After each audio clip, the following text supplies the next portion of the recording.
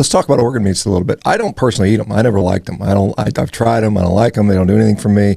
I think I'm fine. Quite honestly, I'm still pulling world-class numbers, and so I'm not concerned about it for a person. But there are people that certainly do tend to and state that they benefit from them, and it may be early on in their journey and they come from a particularly nutrient-deprived sort of situation. Maybe they were on a standard American diet, eating nothing but garbage for 20 years, or plant-based diet where they didn't get enough nutrition. What are most people are familiar with liver is kind of the main one that most people are familiar with, and kidney and sweetbreads and things like that. What does the gamut of things look like for you? I know some people don't consider, bone marrow as an organ meat. I mean, it kind of technically is. Doesn't quite have the same sort of appeal as a big old kidney sitting out there. But what kind of things? Let's just talk about your book. Let's just talk about what's in it. How do you make these things? Why do you think they're not palatable to many people? That's an important question, because a lot of people say they just don't taste good to me. Why is that? Yeah, I mean, I have so many thoughts. First of all, Shawn, I didn't know that I'd have to convince you. So I guess I got to get you a copy of my cookbook.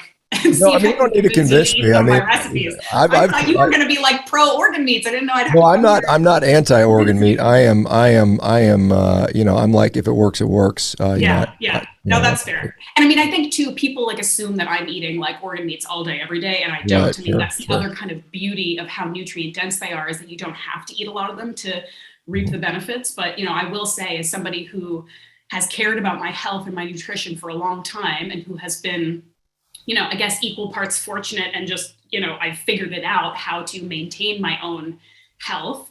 I noticed a significant uptick in my health when I started incorporating organ meats. So it's something that, maybe, I don't know, it depends on the person, and maybe there was something nutritionally, mineral wise I was missing, whatever, but I enjoyed good health until I started eating organ meats. And then it like leveled up for me, which I didn't really think was a thing that would happen. So but there's so many questions there. I mean, the one thing that I'll say, when people tell me like organ meats don't taste good and so I don't want to eat them, like my initial reaction, maybe now because I'm a mother, is kind of like, suck it up and like eat it because it's good for you. Like, we're not supposed to eat chocolate cake every day. Like, every food that we eat isn't supposed to be the most delicious thing in the world. I guess you could say if you're only eating steak, then you are eating only tasty food all the time. But I mean, growing up, we never like scoffed at the idea that we should eat vegetables even though they don't taste delicious, because we were told they were healthy. Eat your vegetables, they're good for you. Don't eat them because they're delicious, eat them because they're healthy. And that's kind of how I feel about organ meats. Like, not everything we eat needs to be hyper palatable. That's part of the problem, I think, with food culture these days, is that we expect everything to be delicious and immediate and quick and easy.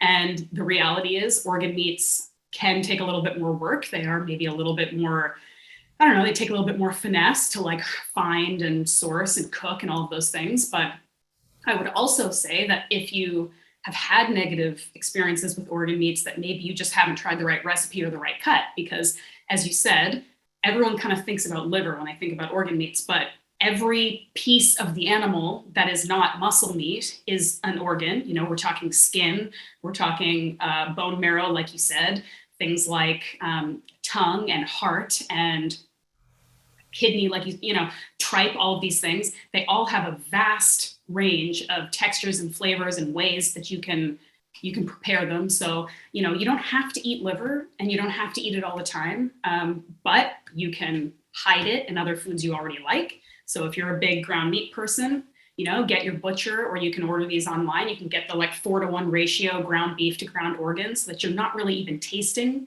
the organ meats, but you're getting sort of a more nutrient boosted version of the meatballs or sausages or whatever you're already making. Yeah, and I mean, some organs are delicious, like you just touched on. Bone marrow, delicious. Tongue, anybody here who's listening who has had like tongue tacos, shredded tongue, it's like brisket or pulled pork. It's absolutely delicious. It's just something that most people aren't familiar or comfortable with finding and prepping at home, because we're so used to like prepackaged chicken breasts that don't look like anything, that don't remind us of anything. And when you go out and source a tongue and it straight up looks like a tongue, except it's 3 pounds, that can be really intimidating for people. But, I again encourage, and this is the journey that I went through, I encourage like kind of being in that discomfort a little bit and like understanding it, because if you are somebody who eats meat, you have acknowledged at some point that it's okay to eat animal flesh and for an animal to die for you so that you can be nourished. And so it's so arbitrary to consider a steak or a chicken thigh appropriate and a kidney or a tongue disgusting or extreme, right? It's just that we've moved so far away from where we've been historically with being closer to our food source and closer to the process of it, you know? So yeah, I mean, there's a learning curve, there's some discomfort there, but I think that it's worth it. Going back to the nutrition side of it, you know, if all of us here are kind of on board with the fact that animal protein is very nutrient dense, bioavailable source of the things that our bodies need. Organ meats generally are just a more like concentrated version of that. So all of these essential amino acids and these minerals and vitamins and antioxidants that we're getting, you're just getting sort of in higher amounts in smaller doses from things like heart and liver and gizzards and kidneys. So, you know, if you're trying to eat less meat for whatever reason, organ meat is a good option because you can eat less of it and get the nutrition that you want. If you're experiencing like all of this like inflation and everything being so expensive, organ meats are a great option because they're generally cheaper. You can also eat less of it.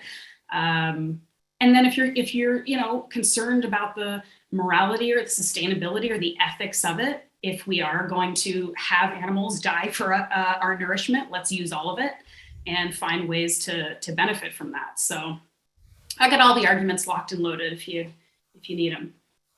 Yeah, no, it's interesting because a lot of the organ meats end up in dog food, and you know, a lot of sausages. You know, you get like Braunschweiger and liverwurst and stuff like that, and which is delicious, by the way. Yeah, there's lots of ways to do that, and I've had some. I think one of the two, and I thought that was not bad.